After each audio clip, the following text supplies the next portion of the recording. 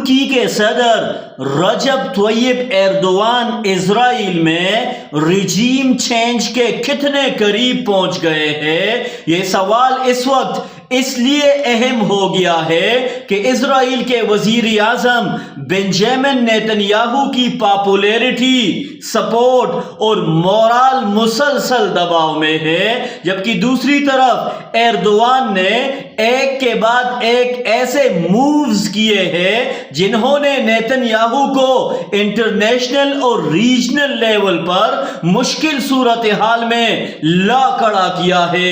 آئیے پورا سناریو سمجھتے ہیں۔ آپ کو یاد ہوگا کہ امریکہ نے ایران پر حملے سے پہلے اپنے بڑے ٹارگٹس میں سے ایک ایران میں رجیم چینج بھی رکھا تھا۔ اس مقصد کے لیے امریکہ نے اپنی پوری طاقت استعمال کی، بے تحاشا پیسہ خرچ کیا، فوجی اور اتحادی دباؤ برداشت کیا، لیکن تقریباً 6 ماہ گزرنے کے باوجود یہ آپریشن اپنے بنیادی ہدف تک نہیں پہنچ سکا۔ اب خود امریکہ میں یہ آوازیں اٹھ رہی ہے کہ جنگ کو ختم کیا جائے، کیونکہ صرف طاقت اور دھمکیوں کے ذریعے مطلوبہ گولز اچیو کرنا ممکن نہیں۔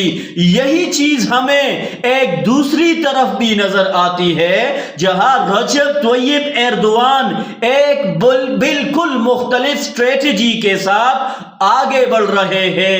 ایردوان کا پلینگ سٹائل یہ ہے کہ وہ مخالف کو اس وقت تک مکمل صورتحال کا اندازہ نہیں ہونے دیتے جب تک گیم کافی آگے نہ بڑھ چکی ہو۔ اسرائیل کے معاملے میں بھی ان کی اپروچ صرف بیانات تک محدود نہیں رہی۔ ترکی نے اپنی میڈیا اور مختلف انٹرنیشنل پلیٹ فارم کے ذریعے غزہ میں اسرائیلی کارروائیوں، انسانی بحران اور نیتن یاہو کی پالیسیوں کو دنیا کے سامنے بھرپور انداز میں اٹھایا۔ اس انفارمیشن وار کا نتیجہ یہ نکلا کہ اسرائیل کو عالمی سطح پر شدید ڈپلومیٹک پریشر کا سامنا کرنا پڑا، یہاں تک کہ اسرائیل کے سابق وزیر اعظم نفتالی بینٹ نے بھی نیتن یاہو کی پالیسیوں پر تنقید کرتے ہوئے کہا کہ اسرائیل نے امریکہ اور دنیا کا اعتماد کھو دیا ہے۔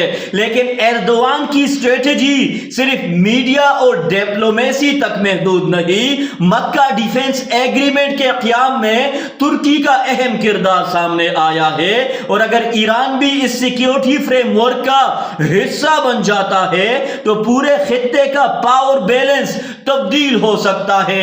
پاکستان کے فیلڈ مارشل کی جانب سے ایران کے اہم دورے کا اعلان بھی اسی ریجنل ڈیولپمنٹ کے تناظر میں اہم سمجھا جا رہا ہے۔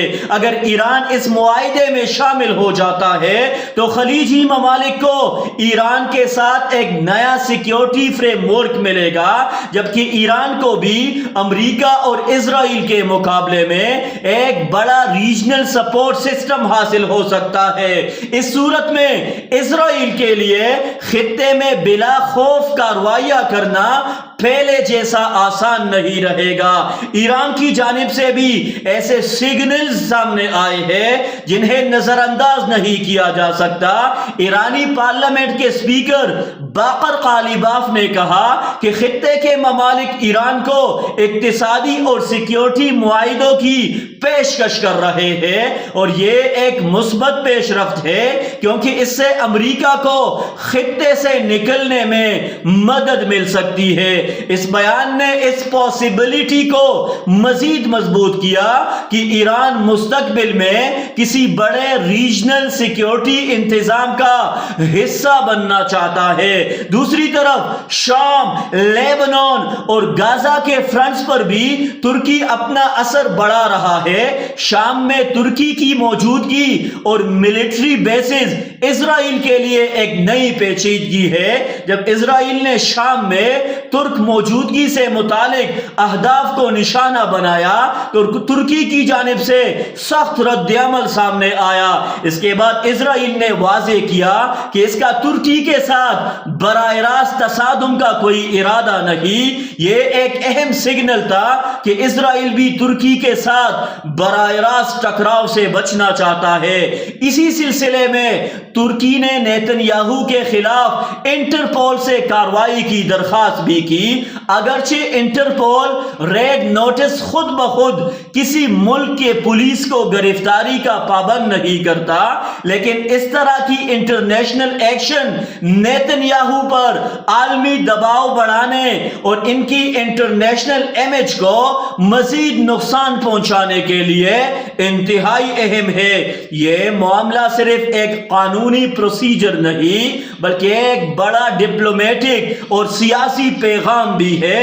اب اصل سوال اسرائیل کے آنے والے انتخابات کا ہے۔ تقریباً 65 دن بعد ہونے والے انتخابات میں اگر نیتن یاہو کی پاپولیرٹی اسی طرح کمزور رہتی ہے، اگر جنگ اور غزہ کا معاملہ ان کے خلاف ہو جاتا ہے، اگر امریکہ اور مغربی دنیا میں ان کے لیے سپورٹ کم ہوتی ہے، اور اگر خطے میں ترکی، ایران، پاکستان اور خلیجی ممالک ایک نئے سیکیورٹی فریم ورک میں قریب آتے ہیں، تو نیتن یاہو کے لیے دوبارہ وزیر اعظم بننا آسان نہیں ہوگا۔ یہاں ایردوان کی اسٹریٹجی کو سمجھنا ضروری ہے۔ انہوں نے اسرائیل کو صرف فوجی طاقت سے چیلنج نہیں کیا بلکہ diplomacy, media, international pressure, regional alliances اور سیکیورٹی پارٹنرشپس کے ذریعے ایک ایسا ماحول بنانے کی کوشش کی ہے جس میں نیتن یاہو کی پوزیشن مسلسل کمزور ہو رہی ہے۔ یعنی مقصد صرف نیتن یاہو کو تنقید کا نشانہ بنانا نہیں بلکہ ان کے پولیٹیکل سپیس کو بھی بالکل لمیٹڈ کرنا ہے۔ اگر آنے والے انتخابات میں نیتن یاہو اقتدار سے باہر ہو جاتے ہیں اور ان کی جگہ نسبتاً اعتدال پسند قیادت آتی ہے تو اسرائیل، فلسطین اور پورے خطے کو ایک نیا موقع مل سکتا ہے جنگ کے خاتمے، مذاکرات، ریجنل سیکیورٹی اور ایک نسبتاً پرامن فیوچر کی طرف جانے کی گنجائش پیدا ہو سکتی ہے۔ تو اس پوری گیم میں رجب طیب ایردوان کا کردار غیر معمولی طور پر اہم ہو چکا ہے۔